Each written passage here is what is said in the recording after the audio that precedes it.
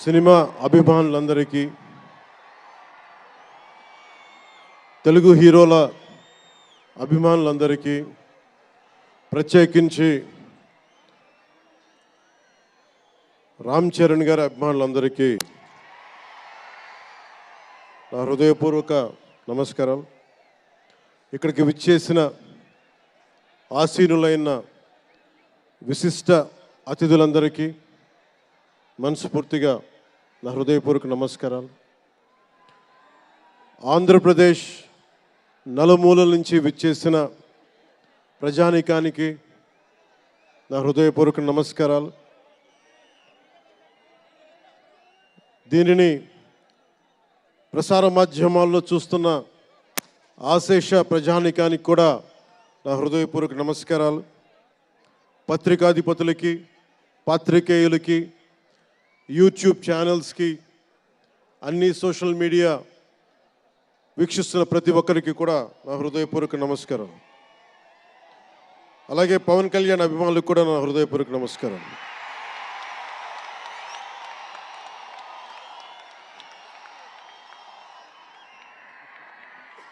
ఎలా చెప్పాలో నాకు తెలియదు.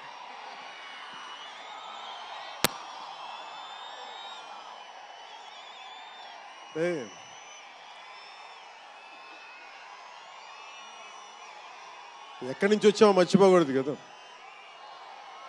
రఘుపతి వెంకయ్య నాయుడు గారిని మర్చిపోలేం, ఒక దాదాసాహెబ్ ఫాల్కేని మర్చిపోలేం, ఒక రాజ్ కపూర్ని మర్చిపోలేం, సత్యజిత్ని మర్చిపోలేం, షోలే తీసిన సిప్పిల్ని మర్చిపోలేం, తెలుగు సినిమాలని ఖ్యాతి నిలబెట్టిన నాగిరెడ్డి గారిని మర్చిపోలేం, బిఎన్ రెడ్డి గారిని మర్చిపోలేం, గోడవల్లి రామబ్రహ్మం గారిని మర్చిపోలేం.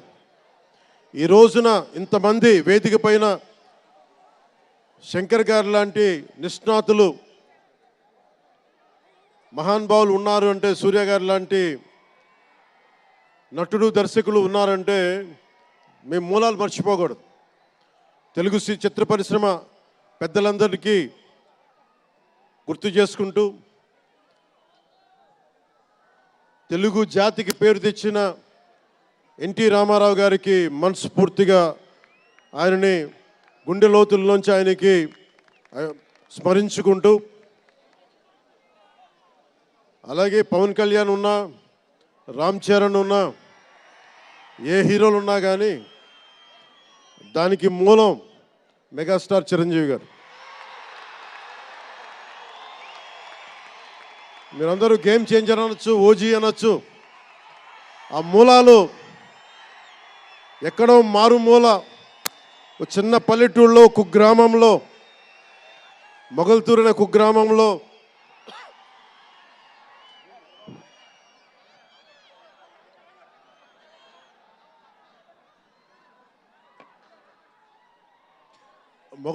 కుగ్రామంలో చదువుతూ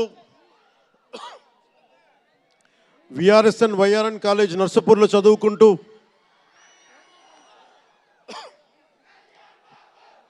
ఇవన్నీ ఇలాంటిదే మీరు అనాలంటే ఆద్యుడు ఆయనే. మీరు ఈరోజు కళ్యాణ్ బాబు అనండి, ఓజీ అనండి, డిప్యూటీ సీఎం అనండి, ఏదన్నా ఆయనే ఆద్యులు. నేను మూలాలు మర్చిపోను. నేను ఎప్పుడు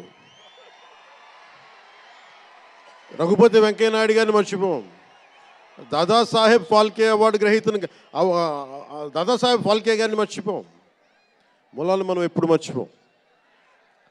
అలాగే మేమందరూ రామారావు గారిని మర్చిపోలేం. ఇంతమంది తెలుగు చిత్ర పరిశ్రమ ఇక్కడ కదిలింది, వచ్చింది అంటే దాని స్ఫూర్తి ఒక అక్కినేని నాగేశ్వరరావు గారు, రామారావు గారు, ఘట్టమనేని కృష్ణ గారు, ఒక శోభన్ బాబు గారు, ఎంతోమంది నిష్ణాతులు పెద్దలు తెలుగు చిత్ర పరిశ్రమ కోసం శక్తియుక్తులు ధారపోసిన వారు. వారందరికీ మనస్ఫూర్తిగా హృదయం నుంచి ఒక నటుడిగానే కాదు, ఆంధ్రప్రదేశ్ డిప్యూటీ సీఎంగా కూడా మనస్ఫూర్తిగా వారికి నమస్కారాలు తెలియజేసుకుంటా ఉన్నాను.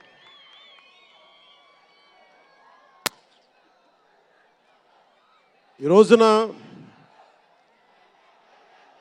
ఈ వేదికకి ఇంత బలంగా తెలుగు చిత్ర ఒక ఫిలిం ఓపెనింగ్ ఇక్కడ, ఒక సినిమా ఫంక్షన్ ఇక్కడ చేసుకోగలిగామంటే కూటమి ప్రభుత్వం, అనుభవజ్ఞుడైన నాయకులు శ్రీ నారా చంద్రబాబు నాయుడు గారు, గౌరవ ముఖ్యమంత్రి శ్రీ నారా చంద్రబాబు నాయుడు గారు, ఆయన ఆశీస్సులు, ఆయన సహకారం, ఆయన నిరంతర మద్దతు ఈ రోజున ఇక్కడ ఇంత అద్భుతమైన సభ జరుపుకోగలుగుతున్నామంటే గౌరవ ముఖ్యమంత్రి గారికి ప్రత్యేకించి రాజమండ్రి హృదయం నుంచి ఆయనకి నా కృతజ్ఞతలు తెలుపుకుంటా ఉన్నాను. అలాగే ఒక ఫంక్షన్ చేస్తున్నామంటే హోమ్ మినిస్టర్ అనిత గారికి కూడా నా హృదయపూర్వక ధన్యవాదాలు తెలియజేసుకుంటా ఉన్నాను. స్టేట్ డీజీపీ గారికి నా హృదయపూర్వక ధన్యవాదాలు. జిల్లా ఎస్పీ గారికి, జిల్లా అధికార యంత్రాంగానికి, జిల్లా కలెక్టర్ గారికి, ప్రతి ఒక్కరికి పేరు పేరున గత 2 రోజులుగా 4 రోజులుగా కష్టపడి మన పర్మిషన్స్ అన్నీ ఇచ్చి ఈ సభని విజయవంతం చేసే నేపథ్యంలో కష్టపడిన ప్రతి ఒక్క అధికారులందరికీ కూడా ప్రత్యేకించి ధన్యవాదాలు. అలాగే వేదిక పైన ఉన్న శ్రీ కందులు దుర్గేష్ గారికి, గౌరవ మంత్రివర్యులు పిడుగు హరిప్రసాద్ గారు, ఎమ్మెల్సీ, మమ్మల్ని ఇన్ని రకాలుగా ఆయన, మీకు తెలుసు కదా గోరట్ల బుచ్చి చౌదరి గారి గురించి, ఆయన్ని పట్టు విడవరు ఆయన, మనం వదలాల్సిందే పట్టు. అలాంటి గోరంట్ల బుచ్చయ్య చౌదరి గారికి మనస్ఫూర్తిగా నా హృదయపూర్వక నమస్కారాలు. అలాగే యువరక్తంతో రాజమండ్రి రాజకీయాల్లో ప్రజలకి నిరంతరం సేవ చేద్దామని చేస్తే ఆదిరెడ్డి వాసు గారికి నా హృదయపూర్వక నమస్కారాలు. అలాగే నిరంతరం గత పాలనలో ఒత్తిళ్లు ఎదుర్కొని బలంగా నిలబడ్డ రాజనగరం ఎమ్మెల్యే శ్రీ బత్తుల బలరామకృష్ణ గారికి, అలాగే కె శ్రీనివాసరావు గారికి, గౌరవ ఎమ్మెల్యే వారికి నా హృదయపూర్వక నమస్కారాలు. అలాగే Kakinada urban development authority chairman Shri Tummala Babu గారికి నా హృదయపూర్వక నమస్కారాలు.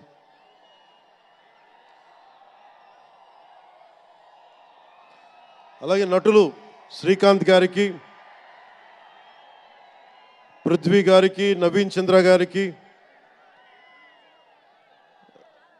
ఇదేంటిది రచ్చ రవి,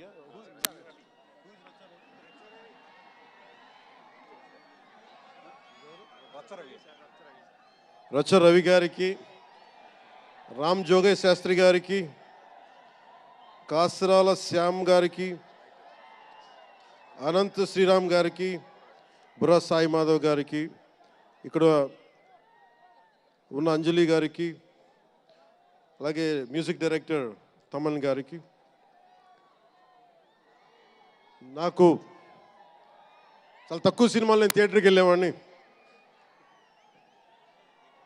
మన శంకర్ గారు తీసిన సినిమా చెన్నైలో, తమిళ్లో జెంటిల్మెన్ సినిమా, నేను టికెట్ కొనుక్కొని థియేటర్కి వెళ్ళి, ఆ రోజు నేను ఇంకా యాక్టర్ కూడా అవుతాను, అసలు రాజకీయాలు పక్కన పెట్టి యాక్టర్ అవుతానో లేదో అని ఆలోచనలో ఉన్నప్పుడు ఆయన సినిమాని నేను కూడా టికెట్ కొనుక్కొని బ్లాక్లో ఆయన సినిమాకి వెళ్ళాను, శంకర్ గారి జెంటిల్మెన్ సినిమాకి.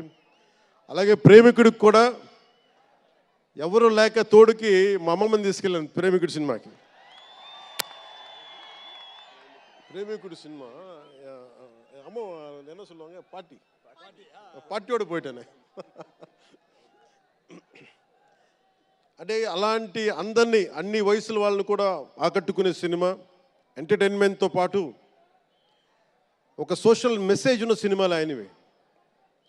అలాంటి మంచి సినిమాలు భారతదేశంలో ఈ రోజున చరణ్ గారు కానీ, రాజమౌళి గారు కానీ, జూనియర్ ఎన్టీఆర్ కానీ, వీరందరూ విఖ్యాతిగా మన ప్రపంచ వ్యాప్తి ఖ్యాతి ఉన్న ఉన్న రావటం అనేది దానికి ఆద్యులు కొద్దిమంది డైరెక్టర్స్ ఉన్నారు, ముఖ్యంగా దక్షిణాది నుంచి. దాంట్లో చాలా కీలకమైన వ్యక్తి శంకర్ గారు. శంకర్ గారు ఈ రోజున భారతదేశం మొత్తం తెలుగు చిత్ర పరిశ్రమ వైపు చూస్తుంది అంటే తమిళనాడు నుంచి వచ్చి తెలుగులోకి డబ్బై ఆ సినిమాని తెలుగు ప్రేక్షకులు ఇది తమిళ సినిమా కాదు తెలుగు సినిమా అని చెప్పి గుండెల్లో పెట్టుకొని ఆదరించారు. అంత గొప్ప సినిమాలు తీశారు శంకర్ గారు. నేను ఎప్పుడు అనుకునేవాడిని శంకర్ గారు తెలుగులో కూడా తీయచ్చు కదా డైరెక్ట్ తెలుగు ఫిల్మ్ అంటే. ఆయన ఈ విధంగా గేమ్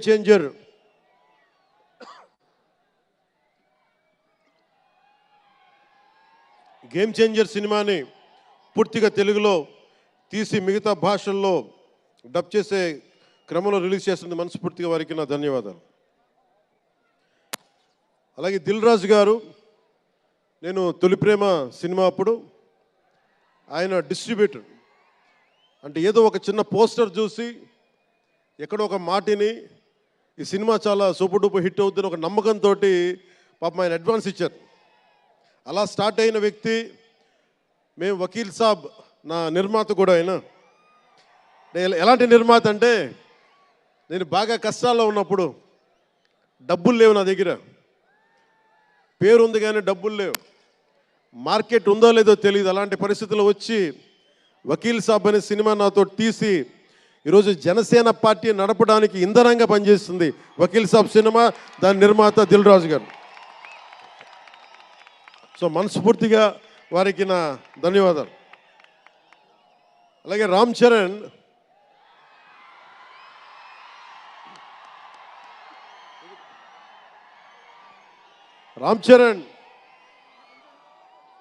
అంటే నేను రామ్ చరణ్ ఉన్నప్పుడు నేను పుట్టినప్పుడు నేను ఇంటర్ ఎప్పుడు చదువుతున్నాను.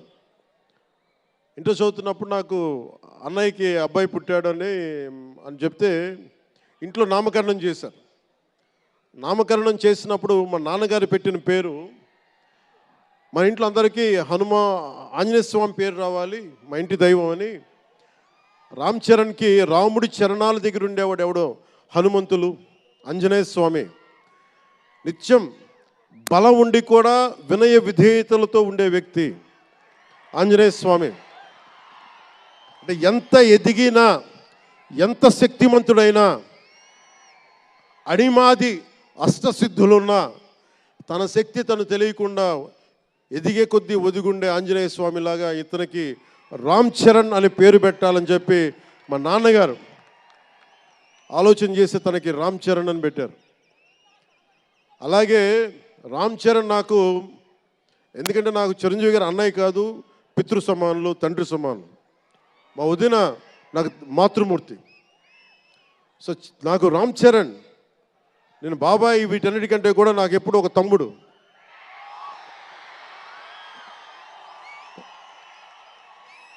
చిన్నప్పుడు బాగా ఏడిపించేవాడిని, నేను ఇంకా బద్ధకంగా ఉండేవాడిని.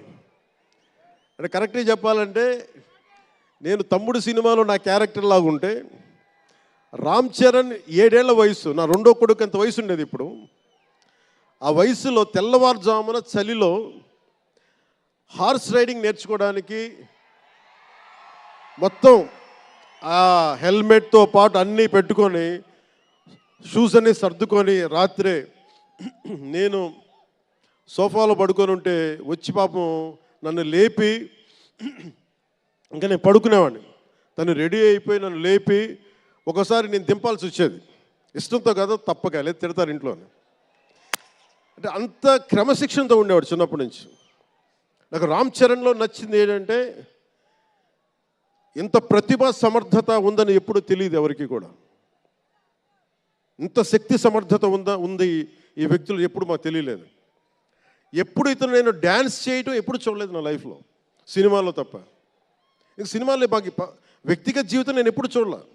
అసలు మ్యూజిక్ వేస్తే కాలు కూడా ఆడించడు, కానీ అంత అద్భుతమైన డాన్సర్. అలాగే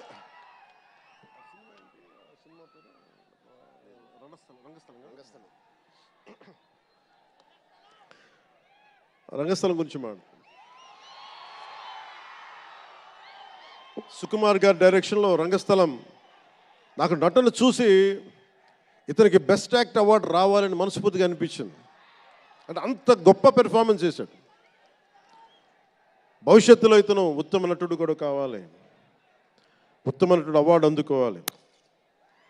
ఎందుకంటే తనకి ఇక్కడ పెరగల, ఆంధ్రాలో పెరగల, కీలకమైన సంవత్సరాలన్నీ తమిళనాడులో పెరిగాడు, కొంత హైదరాబాద్లో తెలంగాణలో పెరిగాడు. ఇక్కడ గోదావరి జిల్లాల తాలూకు భావాలు, కల్చరు ప్రత్యక్షంగా ఎప్పుడు చూడాల. అవన్నీ తెలియకుండా ఆ క్యారెక్టర్లో ఇమిడిపోయి కొన్ని తరాలుగా గోదావరి తీర ప్రాంతంలో పుట్టిన వ్యక్తిగత యాక్ట్ చేసిన విధానం చూస్తే నాకు అమితంగా నాకు నచ్చింది. అంటే అంత గొప్ప నటుడు ఉన్నాడు. చిరంజీవి గారు వారసుడు అలా కాకపోతే ఇంకెలా ఉంటాడు? చిరంజీవి గారికి తగ్గ వారసుడు.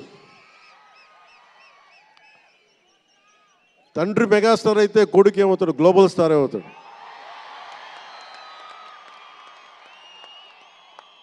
అంటే చిరంజీవి గారిని ఎందుకు అంటే ఎక్కడ గుర్తు పెట్టుకోవాలంటే, అంటే నాకు మా అన్నయ్య అంటే ఎందుకు గౌరవం, మొన్న కూడా ఇంట్లో అప్పుడప్పుడు చెప్తా ఉంటాం.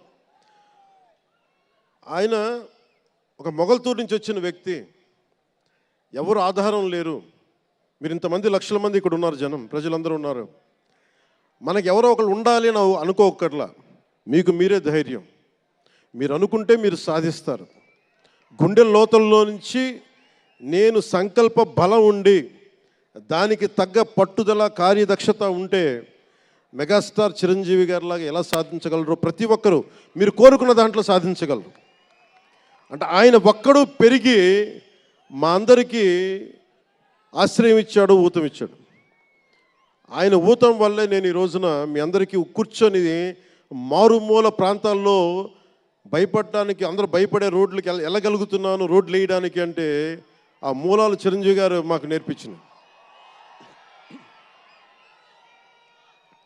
అంటే ఇది ఎందుకు చెప్తున్నానంటే, నేను చిరంజీవి గారిని ఎంత కష్టపడేవారు ఆయన కష్టపడి బయటికి వచ్చి ఇంటికి వస్తే నేను అర్ధరాత్రి పూట వెయిట్ చేసేవాడిని అక్కడ సోఫాలో పడుకున్నాను హాల్లో. మా అన్నయ్య గారు ఎప్పుడు వస్తారు, ఆయన ఎంత కష్టపడేవారంటే కనీసం వచ్చి షూలు ఇప్పుకోవడానికి అసలు శక్తి ఉండేది కాదు. అలిసి సొలిసి ఒళ్ళు కుమిలిపోయి, అంటే ఏమంటుందని అసలు కందిపోయి దెబ్బలు తిని, ఎందుకంటే అప్పుడు సేఫ్టీ మెకానిజం లేదు. మన గుండా షూటింగ్ టైంలో మన ఏదో అనకాపల్లి వెళ్తుంటే ఇక్కడే చిరంజీవి గారు చేశారని ఎవరు ఆయన సన్నిహితులు చెప్తా ఉంటే, ఆ పడిపోయి ట్రైన్ కింద యాక్సిడెంట్లో కాలు ఫ్రాక్చర్ అయ్యి, అలాంటి ఒక సేఫ్టీ లేని పరిస్థితులు ఆయన చేస్తూ ఇంటికి వచ్చేటప్పటికి మాకు చేయగలిగేది ఏంటంటే, మాకు గిల్టీగా ఉండేది. తమ్ముడు సినిమాలో నేను ఎలా ఉండేవాడిని, ఆకతాయిగా తిరుగుతా, అలా నాకు అలా అనిపించేది నా జీవితం. అలా లేననుకోండి, కానీ మా అన్నయ్య వచ్చేటప్పటికి ఏదైనా చేద్దామని తపంతో పాపం ఆయన సాక్స్ తీస్తే కాళ్ళు వాచిపోయాయి. ఆ షూ కూడా వచ్చేది కాదు, చెమటతో తడిచిపోయేది. ఆయన షూలు తీసి ఆయన పాదాలు తుడిచి అది చేస్తే మాకు ఒక చిన్నపాటి ఉపశాంతి మాకు లభించేది. ఎందుకంటే ఇంత కష్టపడుతున్నాడు ఇంతమంది కోసం అనేది. అంటే అలాంటి కష్టాన్ని చూసి పెరిగాడు రామ్ చరణ్. అందుకే ఎందుకు ఆయన గురించి చెప్తున్నానంటే, మేము ఎప్పుడూ దీన్ని అహంకారంగా తీసుకోవాలి. మెగా అభిమానులు ఇలాంటి పదాలు మేము ఎందుకు మాట్లాడమంటే, ఇక్కడ అందరి హీరోల అభిమానులు ఉన్నారు. జూనియర్ ఎన్టీ, మీరు అందరు సినిమాలు చూస్తారు. రామ్ చరణ్ ఒక సినిమాని ఎక్కువ ఇంకొక హీరోని ఇష్టపడచ్చు, ఒక హీరోని ఎక్కువ ఇష్టపడచ్చు. జూనియర్ ఎన్టీఆర్ గారిని ఇష్టపడతారు, అల్లు అర్జున్ గారిని ఇష్టపడతారు, అలాగే ఒక ప్రభాస్ గారిని ఇష్టపడతారు. ఇంకా హీరోస్ పేర్లు అందరూ చెప్పి ఒకసారి మర్చిపోయి. ఘట్టంనేని మహేష్ గారిని ఇష్టపడతారు. అంటే నేను ఎందుకు అందరి హీరోల అందరి హీరోల అభిమానులని పేరు పేరున నేను సమయం తక్కువ ఎక్కువ మంచి అందరి హీరోలు పేరు పేరున చెప్తున్నాను. చిన్న చిత్తగా అట్లని చెప్పట్లా. ఎవరైనా సరే, ఏ స్థాయి హీరోలు అయినా సరే వారు ప్రత్యేకించి అభిమానులు ఉంటారు. నాని గారు ఉన్నారు, ఆయనకి ప్రత్యేకించి మా ఇంట్లో చాలామంది అభిమానులు, మా సిస్టర్ చాలా నచ్చుతారు మా చెల్లికి నాన్నగారి సినిమాలు. ఇలాగా మా ఇంట్లో అందరికి కూడా మా చిరంజీవి గారు మాకు నేర్పించింది ఒక హీరోని ద్వేషించే పని మాకు తెలియదు. మాకు చిన్నప్పటి నుంచి మా జీవితంలో కళమా తల్లి సాక్షిగా చెప్తున్నాం, ఎప్పుడు కూడా మా ఇంట్లో ఈ హీరో సినిమా పోవాలి, మేము ఉండాలి, మా ఇంట్లో ఎప్పుడు లేదు. అసలు ఆ సంస్కృతి మా ఇంట్లో లేదు. అందుకు మేము అందరం బాగుండాలని కోరుకుంటాం. ఎందుకు బాగుండాలని కోరుకుంటామంటే సర్వే జనం సుఖినో భవంతు అని చెప్పి మా నాన్న నేర్పించిన ఇది మాకు సంస్కృతి. అది మేమే బాగుండాలి, వాళ్ళు బాగుండకూడదు అనుకుంటే ఎకానమీ తిరగాలి, అందరి దగ్గర డబ్బులు ఉండాలి, అందరూ బాగుండాలని కోరుకుంటాం. అలాంటి పరిస్థితుల్లో అలాంటి వాతావరణంలో పెరిగాం. రామ్ చరణ్ అలాంటి వాతావరణంలో పెరిగిన వ్యక్తి. నాకు చాలా గర్వంగా ఉంటుంది, చాలా ఆనందంగా ఉంటుంది. అతని హార్స్ రైడింగ్ చూస్తే మటుకు నాకు చాలా అసూయ వస్తుంది. నాకు చాలా తక్కువ సందర్భాల్లో నాకు అసూయ వస్తాయి. మొన్న ఈ మధ్యన అరకుకి వెళ్ళినప్పుడు గిరిజన ప్రాంతాల్లో ఉన్న సోదరులను చూసి ఆ పచ్చని చెట్ల మధ్య వాళ్ళ జీవన విధానాన్ని చూసి నాకు అసూయ వచ్చింది. అలాంటి అసూయ రామ్ చరణ్ని చూస్తే నాకు మగధీరలు అనిపించింది. ఎంత అద్భుతంగా చేస్తున్నాడు ఇతను. చిన్నప్పుడు నేను కూడా నేర్చుకొని ఉంటే ఇలా ఇంట్లో కూర్చొని కాళ్ళు బాగా జాపుకొని కూర్చోకుండా, పుస్తకాలు కాకుండా ఇంకేదైనా చేస్తుంటే నేను ఇంత అద్భుతంగా చేసేవాడిని అనిపించేది. ఆ పట్టుదలతోటి నాకు హార్స్ రైడింగ్ నేర్చుకోలేదు జీవితంలో. ఇప్పుడు గబ్బర్ సింగ్ సినిమాకి నాకు హార్స్ రైడింగ్ పెట్టారు.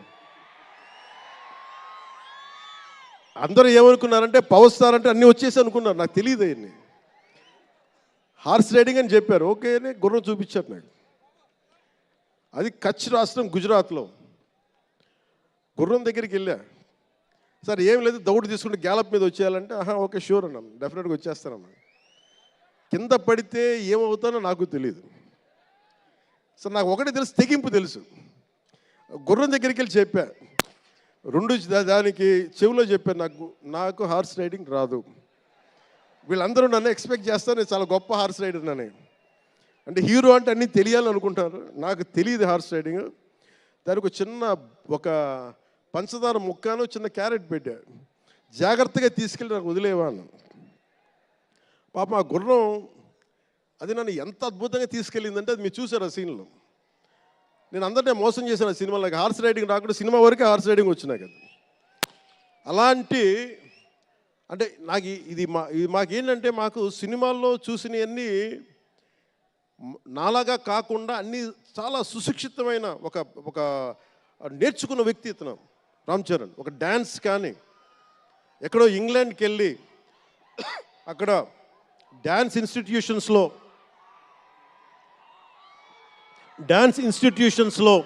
డ్యాన్స్ నేర్చుకొని ఇవన్నీ వచ్చిన వ్యక్తి. అలాగే ఈ సినిమా ప్రత్యేకించి చాలా సోషల్ మెసేజ్ ఉన్న సినిమా నాకు అర్థమవుతోంది. పొద్దున్నే ట్రైలర్ చూశాను, గేమ్ చేంజర్ ట్రైలర్. చాలా అద్భుతంగా ఉంది, చాలా బాగా ఆడుతుంది అని చెప్పి మనస్ఫూర్తిగా అందరికీ అభినందనలు తెలియజేసుకుంటూ,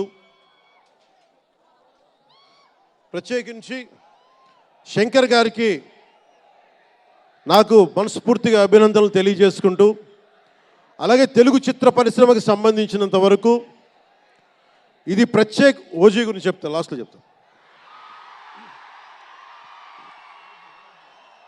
నేను ఓజీ తర్వాత అంటే మీరు వదలట్లా.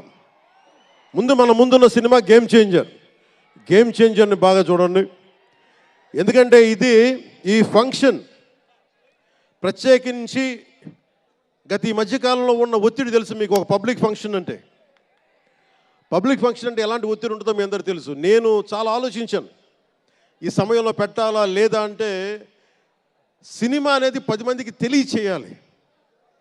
దిల్ రాజు గారు లాంటి వాళ్ళు 3 సంవత్సరాలు తీశారు సినిమా. 3 సంవత్సరాలు తీసింది వాళ్ళకి దొరికేది దొరికితే ఒక 10 రోజులు. బడ్జెట్లు ఎక్కువైపోయినాయి. అలాంటి వాటికి మేము చేయగలిగేది ఎక్కువ మందికి తెలియజేసేలాగా ఇది part and parcel of cinema. అందుకని మేము కోరుకుంది చిన్న ఫంక్షన్ చేద్దాం. నన్ను అడిగారు గెస్ట్గా రమ్మని. నేను ఒకటే చెప్పాను, ఇంత పెద్ద ఫంక్షన్ చేయాలా లేదా. ఎందుకంటే మీ అందరికీ తెలుసు నా భయం మీరు క్షేమంగా వచ్చి క్షేమంగా వెళ్ళాలి అని చెప్పి అహిర్నిశలు ఆకాంక్షించేవాడిని, శ్రమ పడేవాడిని. మీకు చిన్న దెబ్బ తగిలితే నా గుండె గాయం అవుద్ది. అందుకని నేను ఎప్పుడు సినిమా ఫంక్షన్ నేను చేసుకోవడానికి ఇబ్బంది నాకు. ఇందాక కూడా వచ్చినప్పుడు చాలా టెన్షన్తో ఉన్నా, ఎవరికైనా దెబ్బలు తగులుతాయి, ఏదైనా అయిపోద్దా అని భయం ఉంది. మనస్ఫూర్తిగా మీ అందరికీ చేతులెత్తి నమస్కరిస్తున్నా, మీరు క్షేమంగా ఇంటికి వెళ్ళాలి. ఎందుకంటే మీ తల్లిదండ్రులు, మీరు ఒక సాయంత్రం ఆనందం కోసం వచ్చింది, దీన్ని విషాదం కాకూడదు. అందుకని మనస్ఫూర్తిగా సినిమాని సినిమాగానే చూడండి. కింద పడిపోయి మీద పడిపోయి తొక్కిసలాడుతూ హీరోలను చూడడం కంటే కూడా మీరు దూరం నుంచే ఇబ్బంది పడకుండా మీరు క్షేమంగా ఉండాలి, అందరూ క్షేమంగా ఉండాలి మనస్ఫూర్తిగా కోరుకుంటా ఉన్నాం. అలాగే అడగగానే టికెట్ రేట్స్ ఎందుకు పెంచాలి,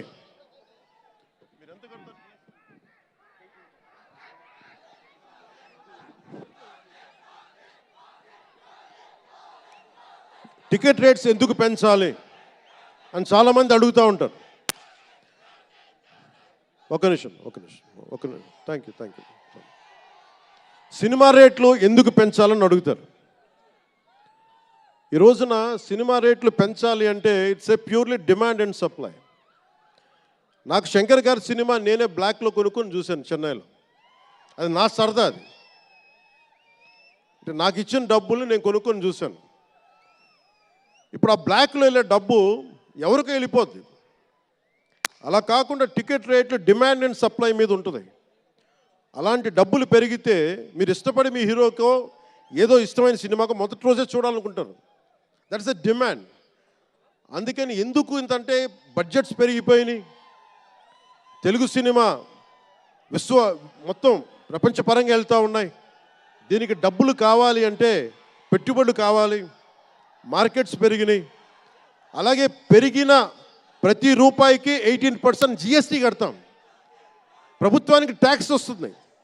పెరిగిన ప్రతి రేటుకి ట్యాక్స్ వస్తుంది. ఇదేదో ఉట్టినా ఇవ్వట్లేదు ప్రభుత్వం. ప్రతి ఒక్కరికి ఏముంటుందంటే దీని ఒక ఫాల్స్ నెరేటివ్ ఉంది బయట. నా సినిమాకి టికెట్ రేట్లు పెంచకపోగా తగ్గించేశారు. భీమ్లా నాయక్కి ఇప్పుడు చాలామంది హీరోస్ అందరూ కూడా వాళ్ళెవరూ కూటమికి మద్దతు చెప్పలేదు. కానీ మేము ఎక్కడ వివక్ష చూపించలా. అందరూ బాగుండాలని కోరుకుంటాం. ఎందుకంటే చిత్ర పరిశ్రమకి మొన్న దిల్ రాజు గారు కూడా చెప్పారు, చిత్ర పరిశ్రమకి రాజకీయ రంగు పులమటానికి మాకు ఇష్టం లేదు.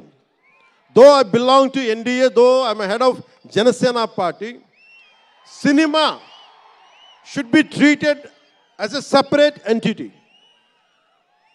No politics should seep into cinema. Milton Friedman అనే ఒక ఎకానమిస్ట్ ఒక చిన్నపాటి పెన్సిల్ని ఇలా చూపిస్తూ, ఈ పెన్సిల్ని తయారీకి ఈ కనిపించే టిప్పు ఈ మెటీరియల్, దీని లోపల ఉండే గ్రాఫైటు ఈ మెటీరియల్, ఇవన్నీ ఒక్కొక్కటి చెప్పుకుంటూ దీనికి వెనక పెన్సిల్ ఉండే రబ్బరు ఇది ఎక్కడి నుంచి వస్తుంది ఇలా చెప్పుకుంటూ వెళ్తా, ఇది ఒక్క ప్రాంతం నుంచి రాలా, అనేక దేశాల నుంచి. గ్రాఫైట్ ఏమో ఎక్కడ వేరే కంట్రీస్ నుంచి. ఈ పెన్సిల్కి పెట్టిన మన బ్రాంజ్ రిబ్బన్ను అదేమో వేరే చైనా నుంచో లేదంటే ఏషియా నుంచి.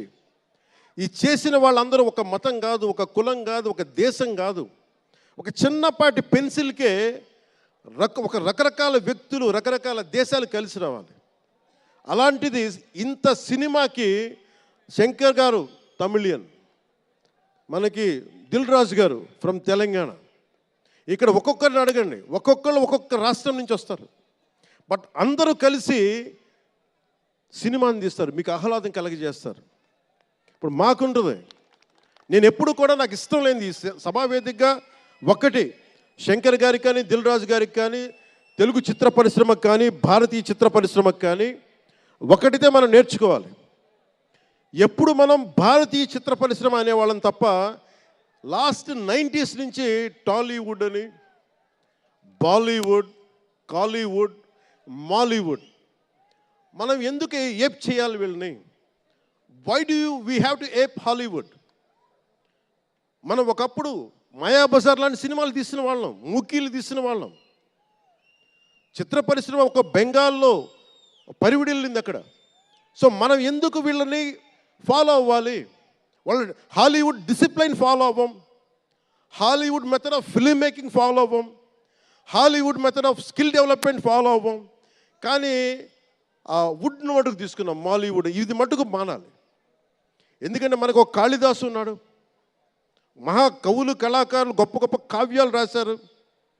సో మన జాతి తాలూకు ప్రాముఖ్యతని సినిమాలే చెప్పగలగాలి. అందుకని హాలీవుడ్ని అనుకరించడం మానేయాలి. మనదైన సత్తా, మనదైన కథ, మనదైన బలం మనం చూపించాలి విశ్వానికి. అది చూపించకపోతే ఏమవుద్దంటే ఎక్కడ కూర్చొని ఇప్పుడు కాపీ చేద్దామంటే కుదరదు. You have to come with original stories. సహజమైన కథలతో పట్టుకురావాలి. ఆ విధంగా ఉండాలి అంటే ముందు చిత్ర పరిశ్రమలో కూడా చాలా డిసిప్లిన్ రావాలి. సినిమాలు తీసే వాళ్ళు మాట్లాడాలి చిత్ర పరిశ్రమ గురించి, సినిమాలు తీయని వాళ్ళు మాట్లాడకూడదు. సినిమాలు తీయకుండా రాజకీయాలు చేసేవాళ్ళు మాకు నచ్చం. అది ఎన్డీఏ తరపు నుంచి నేను చెప్తా ఉన్నాను. తెలుగు చిత్ర పరిశ్రమ గురించి మాట్లాడాలి అంటే సినిమాలు తీసి దానికి సాధక బాధలు అర్థం చేసుకున్న వాళ్ళే మాట్లాడాలి. మన తెలుగుదేశం, జనసేన, భారతీయ జనతా పార్టీ, ఎన్డీఏ ప్రభుత్వం వారితోనే మాట్లాడతాం, వారితోనే గుర్తిస్తాం. అలాగే చాలాసార్లు సినిమా టికెట్ల కోసం హీరోలకి పనేంటి, హీరోలు ఎందుకు రావాలి, అది మాకు ఇష్టం లేదు. మహా అయితే నిర్మాతలు రండి, ఒక ట్రేడ్ బాడీ రండి, మీ యూనియన్ రండి, మేము అది ఇచ్చేస్తాం. అంతేగాని హీరోలు వచ్చి మాకు నమస్కారాలు పెట్టాలి,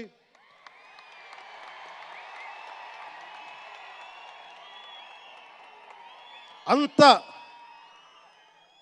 ఒక లో లెవెల్ వ్యక్తులం కాదు మేము. దీన్ని ఎక్కడి నుంచి నేర్చుకున్నాం? స్వర్గీయ నటరత్న ఎన్టీ రామారావు గారి దగ్గర నుంచి నేర్చుకున్నాం. మహానటుడు. ఆయనని ఎంతమంది విమర్శించినా, కోటా శ్రీనివాసరావు గారు విమర్శించినా, ఆయన ఎప్పుడన్నా యాక్ట్ చేస్తే ఆయనతో పాటు ఏం బ్రదర్ బాగున్నారు అని చెప్పి చాలా గుండెలు నిండుగా పలికే వ్యక్తి మహానుభావుడు ఎన్టీ రామారావు గారు. ఇంత తెలుగుదేశం పార్టీ ఎన్టీ రామారావు అన్నిసార్లు ముఖ్యమంత్రిగా ఉన్నప్పుడు కూడా ఎప్పుడు ఘట్టంనేని కృష్ణ గారు కాంగ్రెస్లో ఉండి కూడా కనిపిస్తే ఇద్దరు ఆప్యాయంగా మాట్లాడుకునే వాళ్ళు. ఎన్టీ రామారావు గారు ఎప్పుడు వివక్ష చూపించలా. ఇది చిత్ర పరిశ్రమ తాలూకు ఔన్నత్యం. ఇది అదే ఔన్నత్యాన్ని మేము కొనసాగిస్తున్నాం, అదే మేము కోరుకుంటా ఉన్నాం. అంతేగాని గతం ప్రభుత్వంలో లాగా మీరు అభిమానించే మెగాస్టార్ చిరంజీవి గారు వారిని కానీ, బాహుబలి ప్రభాస్ గారిని కానీ, మహేష్ గారిని ప్రిన్స్ మహేష్ అంటారు కదా, మహేష్ గారిని కానీ, ఇంకెవరిని వెళ్ళారా, ఇంకెవరు వెళ్ళినా కానీ మేము ఇవన్నీ ఎందుకు చేయట్లేదంటే మాకు సినిమా పరిశ్రమ మీద గౌరవం ఉంది. నారా చంద్రబాబు నాయుడు గారు ఇప్పటికి 4వ ముఖ్యమంత్రి. ఆయన 3 సార్లు కానీ 4 సార్లుగా ముఖ్యమంత్రి ఉన్న ఈ సమయంలో ఎప్పుడు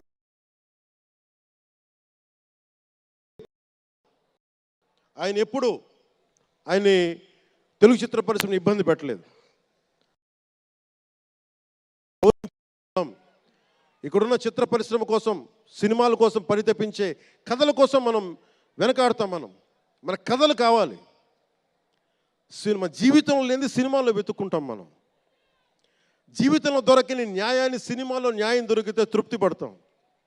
ఒక్కటి సినిమా తీస్తే ఎందుకు చూస్తాం మనం? శంకర్ గారి డైరెక్షన్లో అరే మన జీవితంలో మన ముఖ్యమంత్రి ఇలా ఉంటే బాగుంటుంది అనుకుంటాం.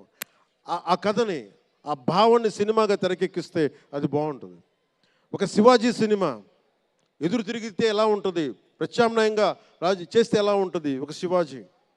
ఇలాంటి సినిమాలన్నీ కూడా మనకి నిజ జీవితంలో జరగనివి. మనం ఒక అట్లీస్ట్ సినిమా ప్రపంచంలో చూస్తే ఒక తృప్తి ఉంటుంది. అలాగే ఇంతమంది యువత ముందుకొచ్చి ఎందుకు వస్తున్నారు అంటే ఒక మార్గదర్శకం సినిమాలో. ఒకసారి సినిమాలో కూడా చాలా మంచి విలువలు ఉంటాయి, కానీ ఆ విలువలు తీసుకోవచ్చు. కానీ మనం ఎలా ఉండాలంటే హంసలాగా పాలను తీసుకొని నీళ్ళు వదిలేయాలి. కానీ కొంతమంది నీళ్ళని పట్టుకుంటారు, మనం ఏం చేయలేము. సినిమా అన్నీ చూపిస్తుంది, మంచి చెడు రెండు చూపిస్తాయి. ఏది తీసుకోవాలి అనేది మీది. ఉదాహరణకి వకీల్ సాబ్లో ఒక సన్నివేశంలో హీరో దగ్గరికి వచ్చే డైలాగ్ వస్తుంది, ఆర్ యు వర్జిన్ అని చెప్పి ఒక స్త్రీ పాత్రధారిని అడుగుతారు. అది నా ఇండివిజువల్గా నేను చెప్పడానికి ఇబ్బంది అనిపించింది. నేను డైరెక్టర్ గారికి, దిల్ రాజు గారికి చెప్పాను, ఈ డైలాగ్ అయితే నేను చెప్పానని. కాబట్టి అబ్బాయిని అడుగుతాను, అమ్మాయిని నేను అడగనేమని చెప్పి. అంటే న్యాయం రెండు పక్షాలు ఉండాలి, ఒకళ్ళని ఇబ్బంది పెట్టడం నాకు ఇష్టం లేదు. ఇది సెన్సిబిలిటీస్ కూడా ఫిలిం టెక్నీషియన్స్ కానీ, డైరెక్టర్స్ కానీ, యాక్టర్స్ కానీ, ఎందుకంటే హీరోలు చాలా పెద్ద ప్రభావం, మీరు దర్శకులు చాలా పెద్ద ప్రభావం, నిర్మాతలు చాలా పెద్ద ప్రభావం చూపిస్తారు. మీరు కేవలం డబ్బులు సంపాదించడమే కాదు, మీరు కొన్ని విలువలు చెప్తారు. ఒక రామ్ చరణ్ కోసం కానీ, ఒక శంకర్ గారి కోసం కానీ, దిల్ రాజు గారి ప్రొడక్షన్ అంటే ఎందుకు ఇంతమంది వస్తారు, ఇన్ని లక్షల మంది ఎందుకు వస్తారంటే ఏదో ఒక కనెక్ట్ ఉంది, దానికి ఒక బంధం ఉంది, దానికి ఏదో ఎదురు చూస్తాం ఒక సినిమా ద్వారా. ఒక RRRకి ఎందుకు అంత పరిగెడతాం సినిమా చూడటానికి, ఏదో ఎదురు చూస్తాం మనం. సో బాధ్యత తెలుగు చిత్ర పరిశ్రమకు కూడా మీరు సమాజాన్ని ఇంకొంచెం వినోదంతో పాటు ఆలోచింపజేసే సినిమాలు ఇవి కూడా రావాలని మనస్ఫూర్తిగా నేను మీ నుంచి ఆశిస్తా ఉన్నాను. మీరు ఎలాంటి సినిమాలు తీసినా ప్రజలకి ఆమోదయోగ్యంగా ఉండే సినిమాలు, ప్రజలకు విలువ నేర్పించే సినిమాలు మరిన్ని రావాలని మనస్ఫూర్తిగా కోరుకుంటూ, ఈరోజు పెరిగిన రేట్లు ఆంధ్రప్రదేశ్ ప్రభుత్వానికి ఆదాయం కూడా కేవలం అది నిర్మాతలకని అని అనుకోవడానికి లేదు. పెరిగిన ప్రతి రూపాయికి 18% GST వస్తుంది. అది ప్రజలందరికీ కూడా ఈ సందర్భంగా నేను తెలియజేస్తా ఉన్నాను.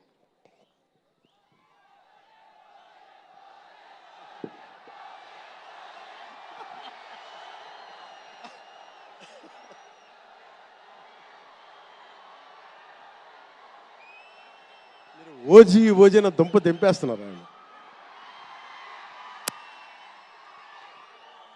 మాట్లాడదాం దాని గురించి, వేరే మాట్లాడదాం. డైరెక్టర్ ఇక్కడే ఉన్నారు,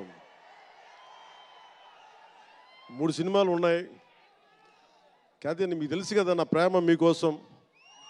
ఓజీ సినిమా కంటే నా భవిష్యత్తు మీకు ముఖ్యం, నాకు ముఖ్యం మీ భవిష్యత్తు కోసం ఇలా ఉండిపోయాను. అందుకని ప్రత్యేకించి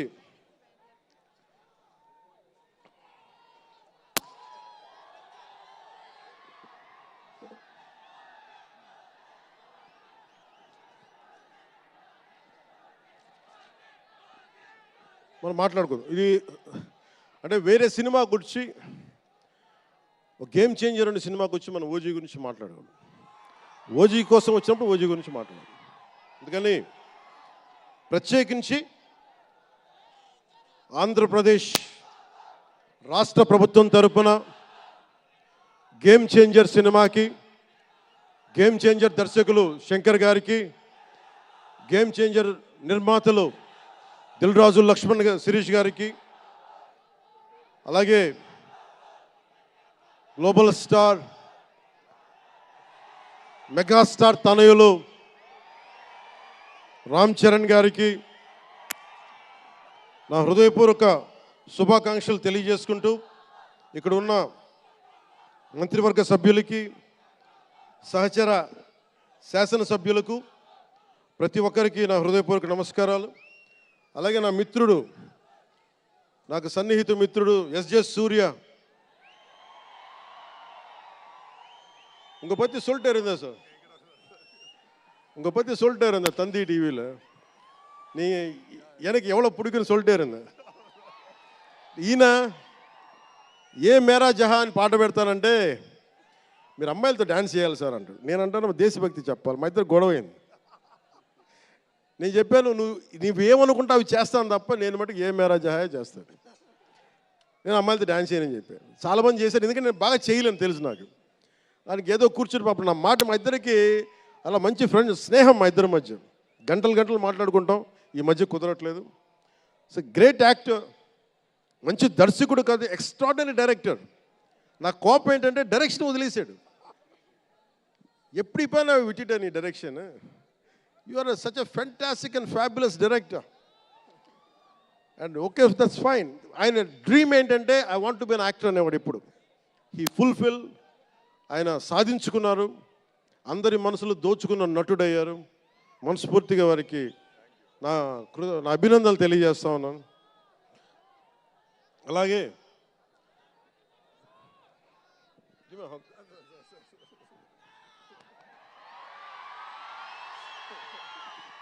సో మీ అందరికీ మరోమారు ధన్యవాదాలు తెలియజేసుకుంటూ all my best wishes to game changer, all my best wishes to Shankarji, best wishes to Dil Raju గారు, my best wishes to all the actors. కొత్త సంవత్సరంలో బాక్స్ ఆఫీస్ బద్దలైపోవాలి.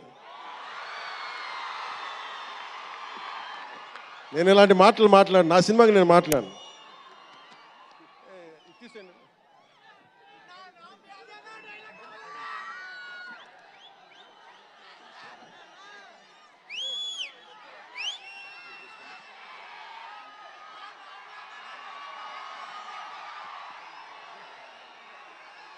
మీరేం చేస్తారో తెలీదు. మగధీరుడు అల్లూరి సీతారామరాజుగా మొత్తం జీవించేశాడు. అందరి తోటి నటుల మీద అమితమైన ఇష్టం చూపించేవాడు. అందరికీ ఫ్రెండ్ రామ్ చరణ్, అందరి హీరోలకి చాలా గౌరవంగా ఉండేవాడు. సంవత్సరానికి 100 రోజులు మా నాన్న ఏ పేరు మీద ఏం తలుచుకొని పెట్టాడో తెలియదు, కానీ 100 రోజులు సంవత్సరంలో 365 రోజులు కనీసం 100 రోజులు అయ్యప్ప స్వామి మాల అంటాడు, ఆంజనేయ స్వామి మాల అంటాడు. ఎందుకురా చేస్తామంటాను అప్పుడప్పుడు. క్షమించాలి రామ్ చరణ్ గారు రే అంటున్నందుకు, పర్లేదు కదా.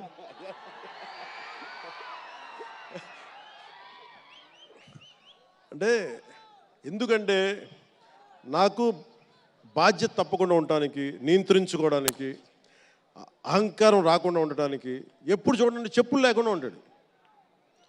అంటే నాకే అనిపిస్తుంది, కనీసం నేను వేసుకునే చెప్పులు కూడా వదిలేడానికి ఇబ్బంది పడతాను అప్పుడప్పుడు. అలాంటిది రామ్ చరణ్ చెప్పులు లేకుండా మామూలు హీరో కాదు, హాలీవుడ్ దాకా వెళ్ళాడు, ఆస్కార్కి వెళ్ళాడు. అక్కడికి వెళ్ళి ఎంత గుండె ధైర్యం అంటే, నేను చెప్పులు వేసుకుంటా, అవసరమైతే మంచి సూటు బూట్ వేసుకుని తయారవుతాడు, లేదంటే అయ్యప్ప స్వామి మాలేసుకుని కనిపిస్తూ ఉంటాడు. అంటే వ్యక్తిత్వంలో ఎంత బలం ఉండాలి ఆ వ్యక్తికి. అందుకని అలాంటి రామ్ చరణ్ మంచి 16 అణాలు తెలుగువాడు, మా బంగారం, నా తమ్ముడు. ఒక తల్లికి పుట్టకపోయినా కానీ నా తమ్ముడు. ఎప్పుడు ఎదిగే కొద్దీ ఒదిగుండేవాడు. అతనికి మరింత విజయం కలగాలని, అద్భుత విజయాలు కలగాలని మనస్ఫూర్తిగా ఒక బాబాయ్గా కాదు, ఒక అన్నగా ఆశీర్వదిస్తున్నాను. I love you Ram Charan, I love you all.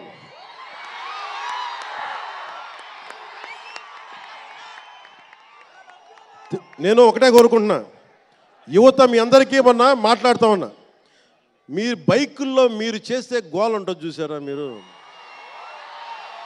నేను మొన్న మాట్లాడుతూ ఉన్నా, ఇప్పుడు ఈ ఫంక్షన్ లేదు, సినిమాలు లేవు, ఏం చేస్తారు చెప్పండి. ఉద్యోగాలు ఉపాధి కూడా కానీ టైం పడుద్ది. కనీసం సినిమాకి వెళ్ళి చొక్కా దించుకొని అరవకపోతే, బైకులు తీసుకొని అవి సైలెన్సర్ దాన్ని ఆ యాక్సిలేటర్ పెంచకపోతే ఎనర్జీ ఎటు వెళ్తుంది. అందుకే ఒకటే చెప్పాను, దిల్ రాజు గారికి చెప్తా ఉన్నా, మీరు తెలంగాణ ఫిల్మ్ ఫెడరేషన్ ప్రెసిడెంట్ కదా, మీరు ఆంధ్రప్రదేశ్ని చిన్న చూపు చూడకండి. అదొకటే నేను కోరుకుంటా ఉన్నా.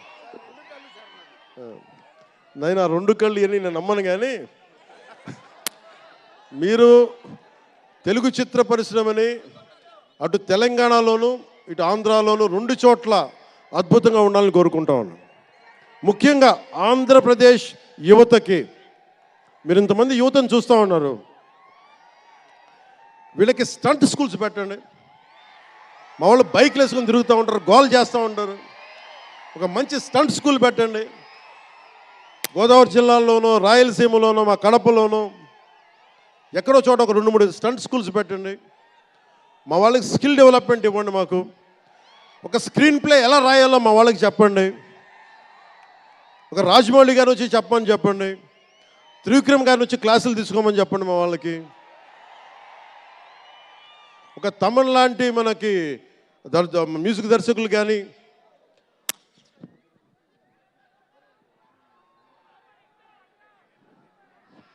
కీరవాణి గారు కానీ, అలాంటి వాళ్ళందరికీ వచ్చి వాళ్ళ స్కిల్ డెవలప్మెంట్ నేర్పించమని చెప్పండి. మీరు దాని మీద ఒకసారి ఆలోచించండి. స్టూడియోలు పెట్టండి. ఇక్కడ కొంతమంది అసిస్టెంట్ డైరెక్టర్స్కి ఎలా ఉండాలి, డైరెక్టర్స్ కావాలంటే ఏం చేయాలి, 24 క్రాఫ్ట్స్లో ఒకళ్ళకి ప్రొడక్షన్ డిజైనింగ్ నేర్పించండి. మా వాళ్ళకి ప్రొడక్షన్ డిజైనింగ్ స్కూల్స్ పెట్టండి. ఫిల్మ్ మేకింగ్ స్కూల్స్ పెట్టండి. ఈరోజున మీకోసం ఇంతమంది వచ్చారు. మీరు తిరిగి ఇవ్వగలిగేది మీకోసం రేట్లు పెంచాం. ముఖ్యమంత్రి గారు మీకు అండగా ఉన్నారు. చంద్రబాబు నాయుడు గారు, మేమందరం మీకు అండగా ఉన్నాం. తెలుగు చిత్ర పరిశ్రమని మీ ద్వారా మేము కోరుకునేది ఇంతమంది యువతున్నారు. వీరికి మీ ద్వారా కొంత ఉపాధి కల్పించండి. నేను సినిమాని మాట్లాడుతుంటే నేను టీవీని ఎప్పుడు వదలలేదు. టీవీ మీడియంని చిన్న తెర అనుకుని, చిన్న తెర పెద్ద తెర ఉండదు. తెర చిన్నదైనా పెద్దదైనా ఒకటే మాకు.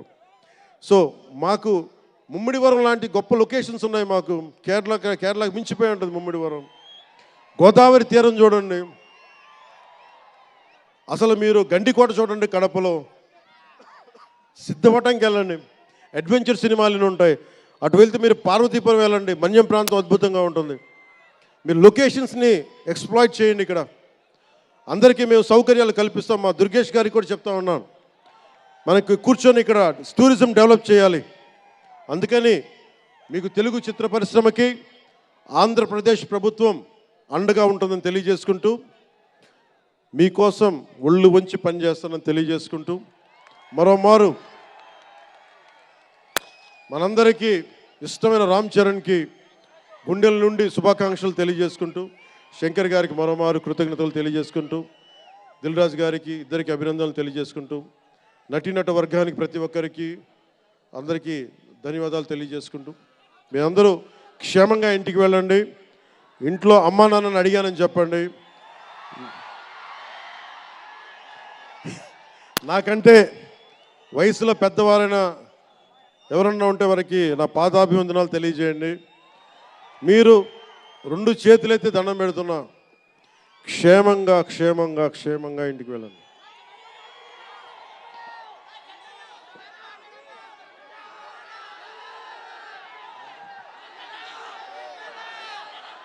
మీ అందరికీ మరోమారు ధన్యవాదాలు తెలియజేసుకుంటూ, తెలుగు తల్లికి దండాలు తెలియజేసుకుంటూ, మా తెలుగు తల్లికి పిఠాపురం మంచి సంతోషం.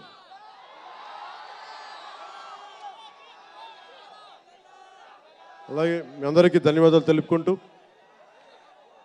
ఏ దేశం ఎగినా ఎందుకు కాలినా పొగడరాని తల్లి భూమి భారతిని అంటే సభ ఆరంభంలో మాట్లాడలేకపోయాను.